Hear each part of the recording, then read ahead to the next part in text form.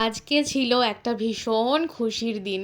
আজ ছিল আমাদের নতুন অফিসের পুজো। মানে আমি যে অফিসে জয়েন করেছি সেই অফিসেরই নতুন লোকেশন, নতুন অফিস হয়েছে আমাদের। আর সেই লোকেশনে আজকে আমাদের পুজো ছিল। তো সকাল সকাল দেখো ঠাকুরমশাই এসে গেছে আর আমরাও সবাই পৌঁছে গেছি একদম 8:30-9টার মধ্যে। আর ঠাকুরমশাই এসে একটু একটু করে সব কিছু জোগাড় করে নিচ্ছিল। আর জায়গাটা কি সুন্দর দেখতে লাগছিল। আর যখন পুজোটা শুরু হলো তখন কাঁসর বাজছিল, শাঁখ বাজছিল, এত সুন্দর লাগছিল। আর যখন ধুনোটা দেওয়া হলো না, তখন যেন অ্যাম্বিয়েন্সটা আরও ভালো লাগছিল। তার থেকেও ভালো লাগলো যখন যজ্ঞ শুরু হলো।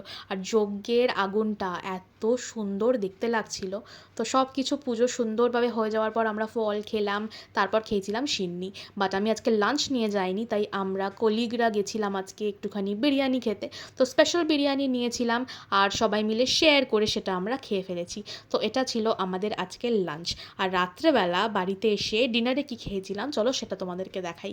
খেয়েছিলাম হচ্ছে উচ্ছে আলুর তরকারি, আর সাথে ছিল হচ্ছে পটল দিয়ে আলু দিয়ে একটা পনিরের ঝোল ঝোল মতো তরকারি। তো এটাই ছিল আজকে আমার দিন, আর এগুলো ছিল আজকে আমার খাওয়া দাওয়া।